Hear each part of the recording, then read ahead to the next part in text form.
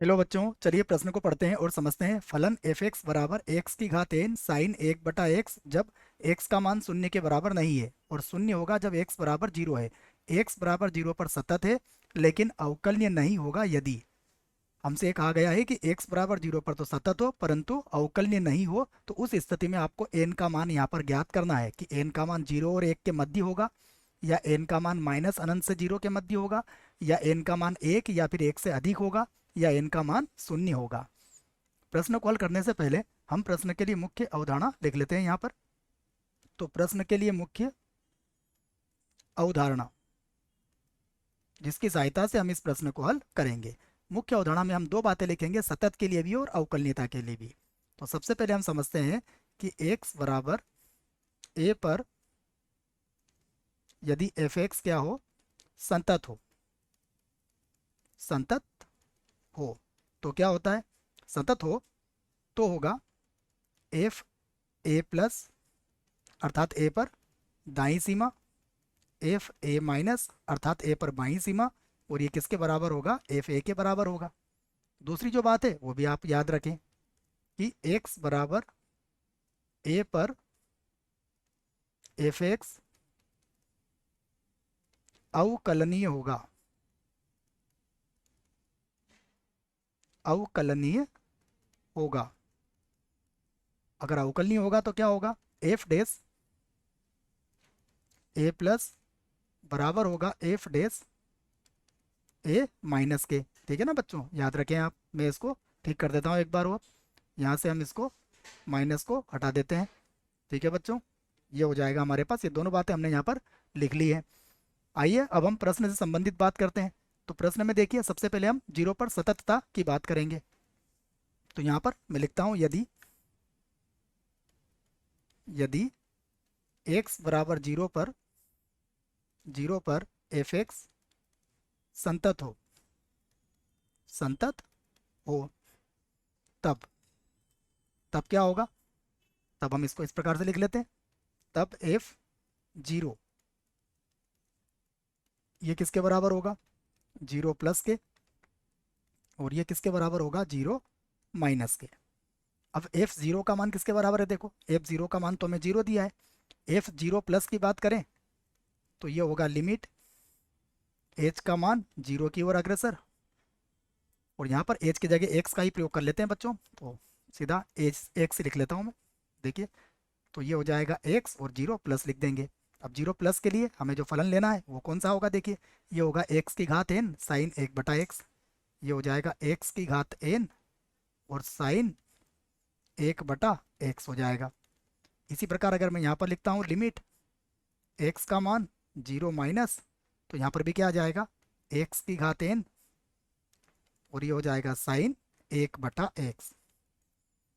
अब देखिए यहाँ पर जो होगा वो एन पर निर्भर करेगा। यदि एन का मान जीरो से अधिक हुआ तो जैसे आप एक्स का मान जीरो रखोगे ये हमें जीरो दे देगा, और यदि एन का मान शून्य से कम हुआ तो फिर अनंत हो जाएगा बच्चों। तो आप इस बात को कहेंगे कि यहाँ पर आपको एन का मान क्या रखना पड़ेगा। मैं यहाँ से लिख देता हूँ इसको कि यह तभी संभव होगा जब एन का मान क्या होगा, शून्य से अधिक होगा। तो इस बात को आप इस प्रकार लिख लीजिए कि जीरो, ये भी मान किसके बराबर हो जाएगा, जीरो के, और ये मान भी किसके बराबर हो जाएगा, जीरो के। ये कब होगा, जब जब एन का मान क्या हो, शून्य से अधिक हो। यदि शून्य से कम हुआ तो फिर ये अनंत बन जाएगा बच्चों। ठीक है ना, क्योंकि घात क्या हो जाएगी हमारी, ऋणात्मक आ जाएगी। तो हमें ये तो पता लग चुका है कि एन का मान जीरो से अधिक है तभी एक्स बराबर जीरो पर फलन सतत है। तो इस बात को मैं यहाँ कह देता हूँ कि अतः एन का मान अगर जीरो से अधिक है तब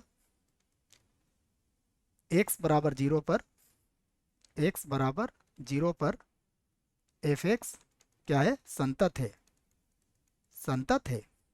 ठीक है, तो ये तो हमें पता लग चुका है। अब हम अवकलनीयता की बात करते हैं। तो मैं इस बात को भी यहाँ पर लिख देता हूँ कि यदि यदि x बराबर जीरो पर एफ एक्स क्या है, अवकलनीय है। मैं अवकलनीय नहीं निकाला, लेकिन अभी हम अवकलनीयता की बात करेंगे बच्चों। अवकलनीय है, अवकलनीय,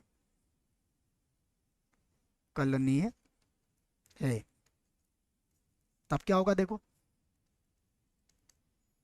तो यदि x बराबर 0 पर फलन अवकलनीय है, और ध्यान रखें कि n का मान यहाँ पर सदैव 0 ही होगा, याद रख 0 से अधिक होगा बच्चों, तो क्या होगा, जैसा आपको सूत्र में लिखा है एफ डैश 0 प्लस, ये किसके बराबर होगा, एफ डैश 0 माइनस के।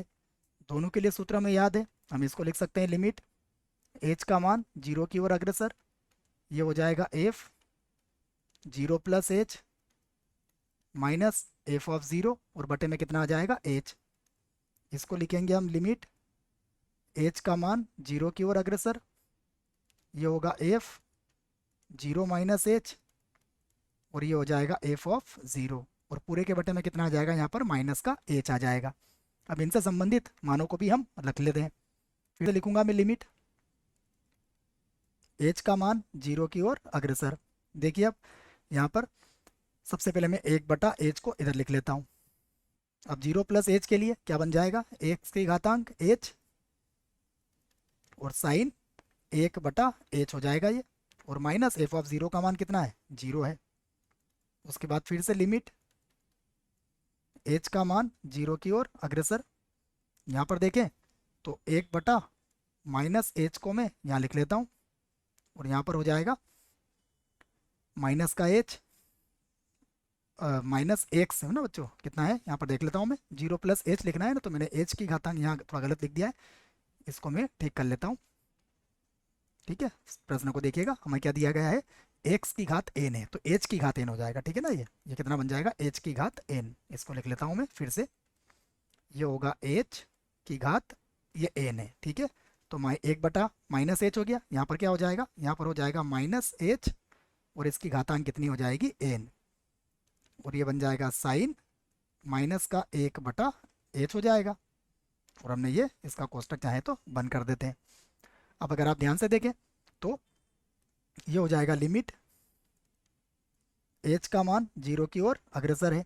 अब यहाँ देखिए h की घातांक यहाँ n थी, तो ये n माइनस 1 बन जाएगा, n माइनस 1 हो जाएगा ये, और यहाँ पर आ जाएगा साइन 1/h बन जाएगा, बराबर यहाँ पर भी लिखता हूँ मैं लिमिट, यहाँ पर h का मान 0 की ओर अग्रसर है, ये हो जाएगा माइनस h की घातांक n माइनस 1, और यहाँ पर हो जाएगा साइन माइनस का 1/h। हम चाहें तो इसे समीकरण नंबर 1 बना सकते हैं। अब ध्यान से देखिएगा, यदि आपने h का मान 0 रखा तो किस पर निर्भर करेगा सारा मान, n माइनस 1 पर।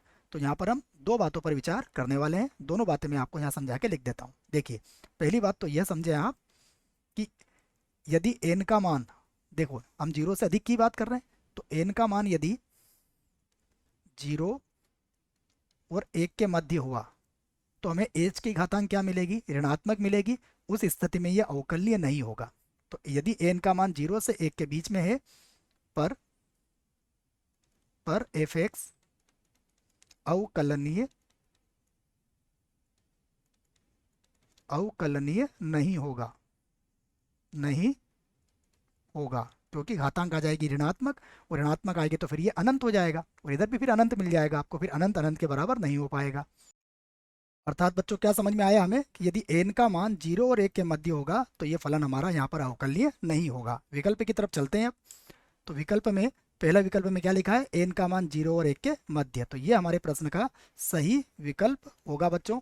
हमारा उत्तर आ चुका है, बाकी विकल्प हमारे गलत हो जाएंगे। आशा करता हूँ आपको इस प्रश्न का उत्तर समझ में आया होगा। धन्यवाद।